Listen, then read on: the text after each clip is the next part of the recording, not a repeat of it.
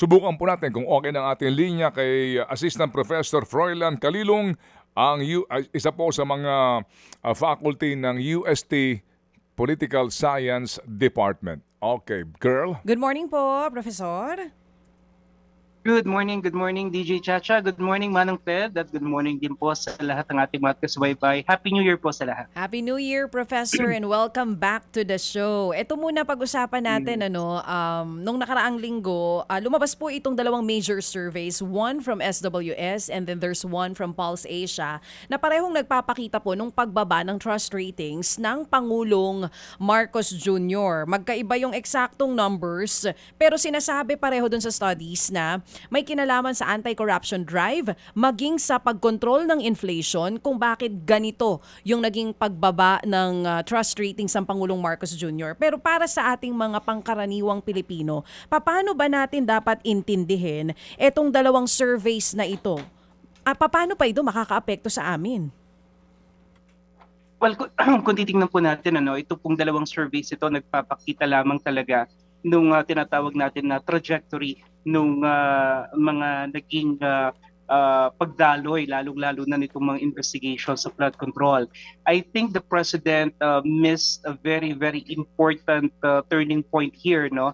Particularly noong June, July actually, when he had his SONA, I think the momentum was already there because he already said that statement, mahiya naman kayo, and it was really applauded not only by the people in the gallery, but I think by the entire Philippine nation. Pero kasi the months after that, I think we actually saw a drastic slowdown. So nawalan nung tinatawag nating momentum at nawala nung mas masasabi nating solid, decisive effect yung kanyang mga ginawa dito sa flood control scandal, to the point that even if there were already a lot of mechanisms already in place, nandiyan na yung mga pasabog ni Zaldico, nandiyan na rin yung mga naghanap na rally, I think it really failed to get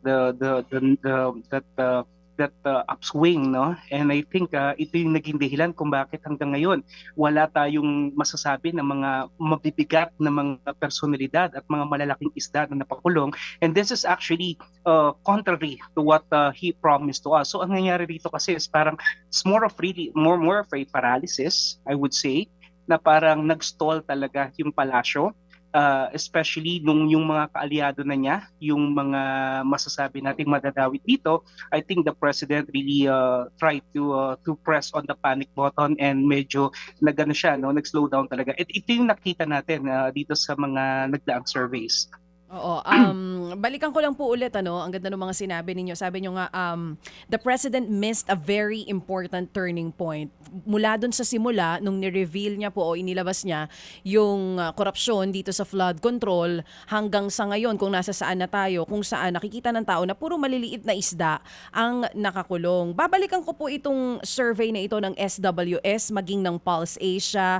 Medyo magkaiba yung resulta eh. I don't know kung nakita nyo na po mismo, pero hindi eksakto yung number, pero yung bang dahilan, yung ginamitan kung bakit naging ganun yung pagbaba, inflation and corruption pareho, kailan nagiging meaningful yung pagkakaiba ng resulta ng dalawang surveys na ito. Ang sinasabi ng Malacanang, those are just numbers, hindi yan makakaapekto sa performance ng Pangulo, pero kailan nila dapat seryosohin ito, lalo dalawang magkaibang survey ang nakita natin bumaba talaga ng matindi yung trust ratings ng Pangulo.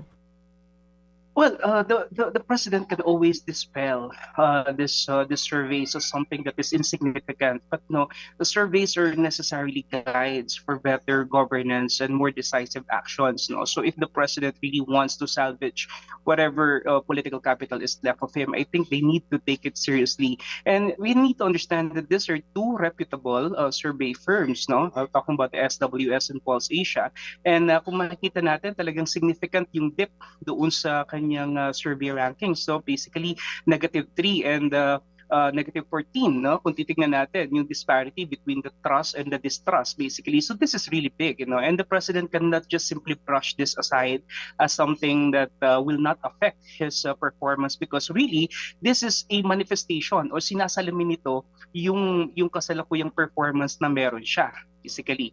And this is very, very problematic at this part. Hindi ko po sure kung kaya nyo sa amin ipaliwanag to, Professor. Pero kasi may mga nagtatanong kung bakit mas mababa yung net trust ni Marcos Jr. dun sa SWS compared sa Pulse Asia. Help us understand, paano po nangyari na ganun kung ang parehong issue na pinagbasihan is inflation and corruption? Ba't naging ganun yung data natin? Ayun, naputol lang yata si Professor. Babalikan po natin siya mamaya. Pero sinasabi niya sa huling tanong natin, kasi nga po ang sinasabi ng palasyo dito, it will not affect kung ano man ang performance ng Pangulong Marcos Jr. Yes, Professor, you're back. Professor? Ayun, wala pa rin po. Ang sinasabi niya, galing itong survey from 2 reputable firms at dapat daw talagang tignang maigi ng palasyo kung saan sila nagkulang dito. Though dun sa sinabi niya kanina, the president missed a very important turning point. What could have been? Ano nga kaya talaga dapat ang ginawa nila para nagdire-diretso yung momentum? But anyway, Professor, balikan natin. Paano po ba natin ipapaliwanag? Ba't ganon? Yung net trust ni Marcos Jr. mas mababa sa SWS compared sa Pulse Asia. Kung tutuusin, pareho lang naman po yung ginamit. They're talking about inflation and also corruption na naging dahilan kung ba't ganito yung naging pagbaba. Pero ba't hindi same numbers? Well, basically, no surveys actually taking it from a scientific perspective will be exactly alike, no. And kung titingnan po natin, syempre may mga methodologies talaga na ginagamit tayo rito when it comes to surveys, and these are, the scientific assessments, several values, and yun nga, may mga margin of errors din tayo tinitingnan dito. Pero kung titingnan natin kasi dito, ang yung tinatawag natin mga undecided, I think talagang malapit siya, no. Same goes with the numbers that were posted for the Vice President. I think ito yung makikita natin na talagang merong pagkakahalintulad itong surveys na ibinigay. Pero ang siguro mas maganda tingnan natin dito, DJ Chacha, is kung paano talaga nangyari, na talagang lumagapak yung kanyang mga numero basically. And I think hindi dahil sa may ginagawa si VP Sara, anything significant, anything brilliant. But I think it's really the president and the government self-destructing at this point in time. No, talagang hindi nila nagawa na sabihin natin, bigyan ng magandang direksyon itong napakalaking issue na to, which I think, as I was mentioning a while ago, the president could have actually used this as a very important platform for him to wage an all-out war against corruption. Kaya lang kasi kung meron talaga siyang pinoproteksyonan at kung meron talaga siyang kinakatakutan na madawit dito, and if all roads will lead to Malacanang, definitely he is in a very, very precarious situation at this point in time na hindi niya talaga magagawa decisively yung kanyang dapat gawin. At ito yung nakakaapekto doon sa kanyang pagbaba ng numero. So it's really a choice between how to really navigate between having this low trust ratings and effectively addressing the issue of corruption na medyo ma-endanger din naman yung kanilang sitwasyon basically. Okay, so ang linaw po ng sinasabi ni Professor, self-destruction, no? Dahil nga dito sa nangyari po na expose tungkol sa flood control scandal, na hindi napapangsiwaan ng maayos ang flow ng investigasyon kasi kaninyo, kung merong kang pinagtatakpan, definitely, parang Professor, parang yung taong bayan nag-oobserba na hindi lubos na nagagawa ang pagdiskubre sa katotohanan kasi nga may pinagtatakpan. Ganun po ang dapat natin na pag-unawa sa inyong binanggit, di ba, Professor? Ano po? Tama po yun, Kasi if yun nga, yung binabanggit ko kanina, yung tinatawag po natin na decisiveness, yung decision making at this point in time is very crucial for the president. At kung medyo meron talaga siya ritong pinapangambahan at meron siyang kinakatakutan, basically, ito yung nagiging hadlang sa kanya, para talaga isiwalat in the fullest extent itong issue na to ng corruption. Kasi sa totoo lang, maganda kasi talaga siyang gamiting barometro ng kanyang maaring maging legacy, Kasi this is really a very important issue na kung saan po pwede niya talagang linisin yung legacy ng kanyang pamilya. Because let's face it, the Marcos family has already been tainted with this issue of corruption from the very start, nung pang sa panahon ng kanyang ama. No, so ito sana ay magandang defining moment para sa kanya na para i-redeem yung kanilang pangalan at linisin yung kanilang yung mga masasamang impression na to. No? Pero ang nangyayari kasi, instead of doing this, parang mas lalong lumalabas yung impression that they're cuddling corruption and that they're afraid of really exposing it because yun nga yung taong bayan nag-iisip na baka sila rin ay involved dito. No? So yun yung mahirap kasi, no? Sabi nga natin, yung walang kasalanan, may really cast the first stone, no? And the way I'm seeing it here is that the president is really holding himself from going full throttle in these investigations because nangangamba rin ang Malacanang, no, na maaring may mga dokumento, may mga paper trails that will lead to the Malacanang doorstep. And true enough, binanggit na naman ito ni Zaldico, no, hindi nga lamang ito na amplify ni Ige because ang ginagamit ng Malacanang lagi is denial and deflection, no? And in the process, nadidisorient ang taong bayan. Okay, so ito ngayon, ito ngayon ang critical, professor, ha? Ninyo. Yan ang sitwasyon. Sa pag-aanalisa po ni Professor Froilan, yan ang sitwasyon. Kumbaga, hindi mo magawa ng lubos ang gusto mong gawin, hindi mo mapangatawanan ang iyong mga pangako, kasi nga baka sa bandang dulo, nandoon pala, o yung dulo ng lubid sa mismong pintuan ng Malacanang, so to speak. Ano ngayon ang kritikal sa unang quarter ng taon na ito? Kasi po alam naman din natin, Professor, na sa July, second to the last zona na niya. Hindi ba? By next year po, last zona na. Meaning, hindi maitatanggi, sa nanunungkulan po ng 6 na taon, may pagkakataon dyan, papunta ka na sa lame duck na iyong panunungkulan. So ano ang kritikal? Una, para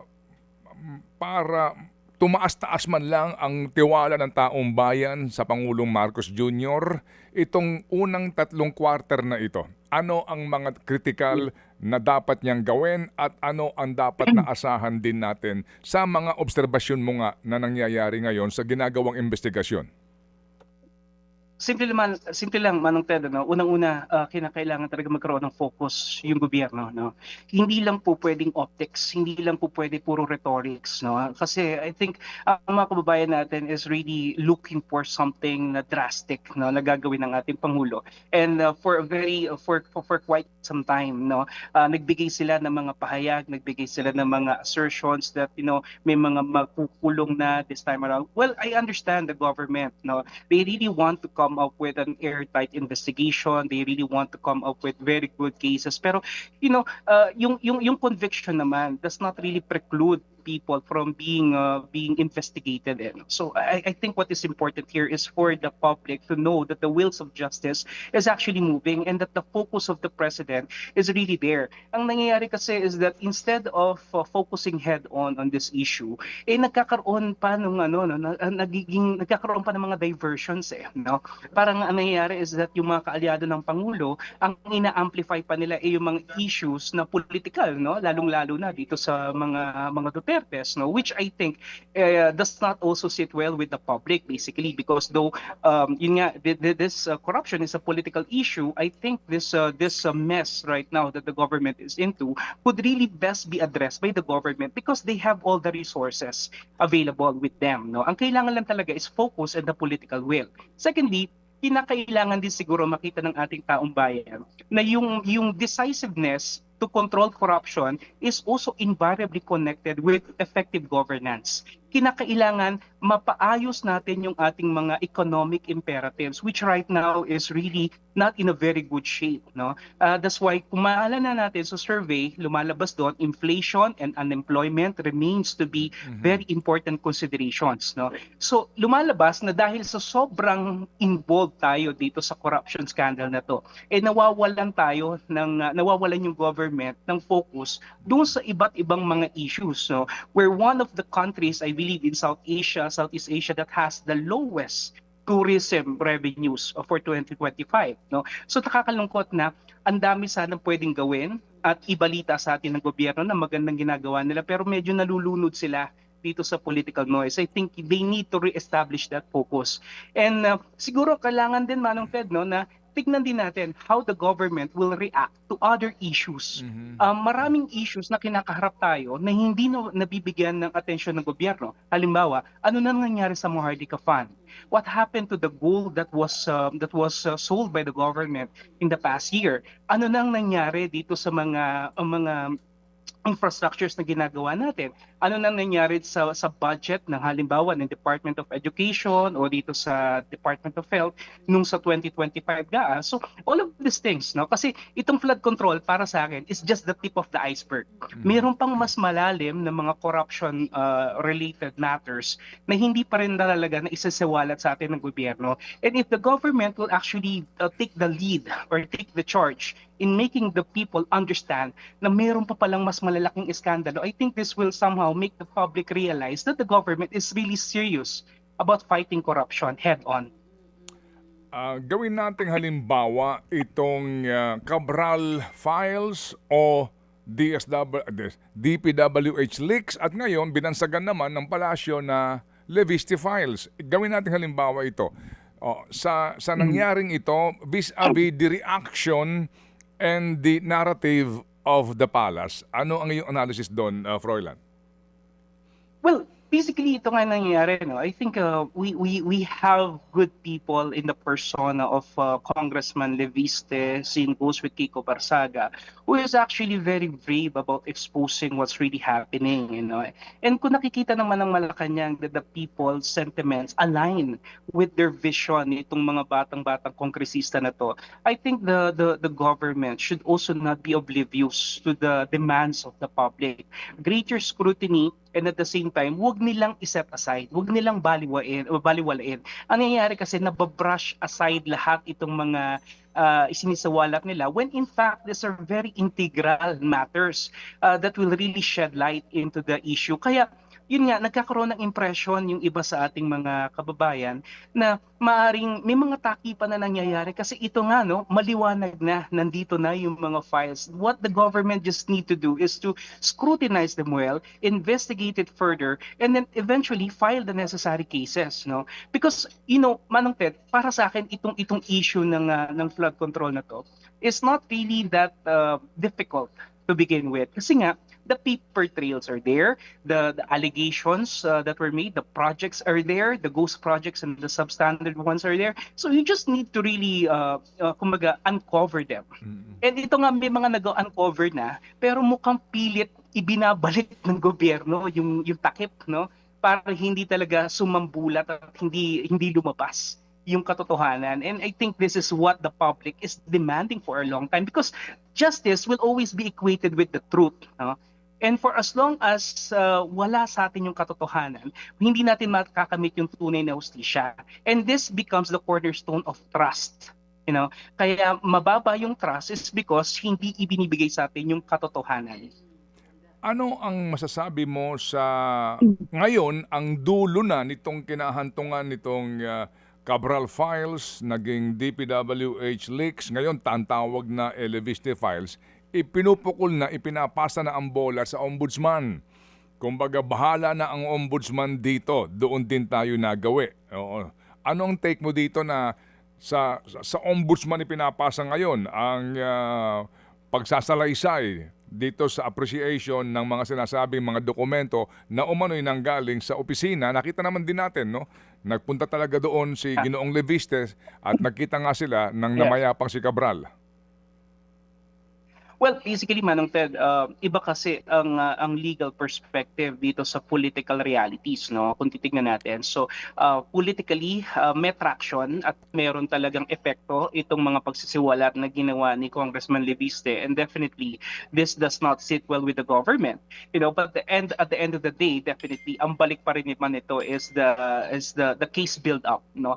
Na talagang ibibigay natin dito sa Office of the Ombudsman with the full trust and confidence na pangahawakan natin yung binabanggit ni Ombudsman Remulla na wala talaga siya ritong sisinuhin at wala talaga siya ritong poprotektahan at talagang kung kinakailangan na masampahan ng kaso at makulong, no, at masampahan ng kaso sa Sandigan Bayan, gagawin niya.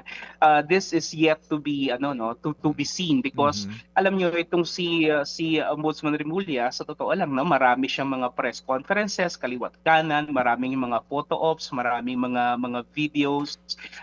I think more on the optics, no, more on the noise, I would say, but not too much on the accomplishments at this point in time. So maybe this could also be a defining moment for him to really act on this, because yun nga, nandito na yung mga dokumento, no? Ang kailangan lang talaga is pag-aralang maigi, imbestigahan, at yun nga, seryosohin, no? At wag sanang i-set aside as something inadmissible or something to that extent, kasi meron naman talaga, no, at pinapakita sa atin doon ni Congressman Levice. So kumbaga parang Congressman Levice has already taken that bold step, no, he already took the first step towards making the government more accountable. It's now incumbent upon the government to really act on it, and to act on it with swiftness and decisiveness, at yun nga, seryosohin itong mga dokumento na to. Sa mga dokumentong ito na pinag-uusapan natin, ito ho yung sinasabi ni Congressman Leviste. Pati po ni Senator Ping Lacson, no? Kung maalala po natin, may 5 na mga miyembro ng gabinete ang sinasabi na, na nabigyan ng alokasyon, no? Oo, at nagkaroon nga daw ng parang supposed to be insertion o paglalaan ng pera, may particular na halaga, and then sinasabi daw po may mga proyektong isinusulong. So, when you say cabinet secretaries, official family ng presidente yon, di ba? O, Malacanang yon, Yes. kasi nga cabinet secretary eh. And then may mga initials. Opo. So ano ang basa niyo po dito, relevant nga dito sa performance po ng ating kasalukuyang ombudsman, na kapag ganyan na may mga binabanggit na ng mga initials and may mga sinasabing mga miyembro ng gabinete na sangkot dito o sa mga insertions na ito, paano kaya tatanggapin ng tao kung hindi man lang ito papansinin o wala pong mangyayaring anuman pong pag-iimbestiga? Sa katotohanan, kung yung bang insertion natupad at nagkaroon ng kaukulang funding at implementasyon ng proyekto. Yun nga yung binabanggit natin, Manong Ted, tama po yun, ano, and I believe that ito pinapadali na talaga, sabi ko nga kanina, where Congressman Levice said, even Kiko Barsaga is already paving the way, for us to better understand the dynamics of the issue. Kinakailangan lang talaga rito is pagtuunan talaga ng pansin ng ombudsman na natignan itong mga mga kaso na to, bulat-lating maigi, at talagang i-scrutinize ng maayos itong mga dokumento, basically, because it will really lead to something. And yes, the cabinet secretaries, if ever they are really involved, or the alter egos of the president. So technically speaking, hindi natin talaga, again, maaring maaring manifestation again that the Malacanang is actually involved in this issue, which I believe, I really believe that the ombudsman should really focus its lens, ang problema kasi sa ombudsman kumisan, halimbawa, may mga issues, halimbawa dito sa confidential funds ng Vice President. I know kailangan din naman talaga itong investigahan, but then again, I think we need to set priorities, if ang goal kasi natin dito is if the government really wants to increase the trust and satisfaction rating coming from the public, again based on these surveys, kinakailangan talaga na ang focus ng ating gobyerno kung ano yung pinaka-pressing realities and pressing issues at the moment, which I believe is really the flood control scandal, and kung titignan natin yung last ito bago magbagong taon, yung optimism ng ating mga kababayan relatively for the coming year mababa din, and I think this is related to this political turmoil happening in the country.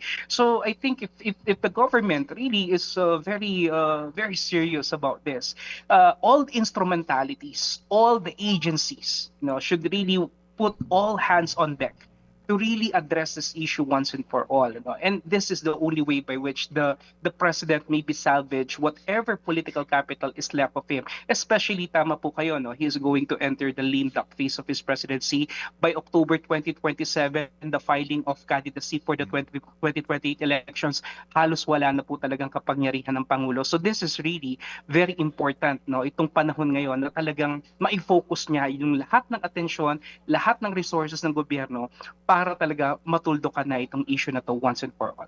Okay, pahabol pong tanong lamang mula kay Chacha. Oo. Professor, narinig kita kanina, sinasabi niyo po na yung ginagawa ngayon ng presidente nga ay self-destructing.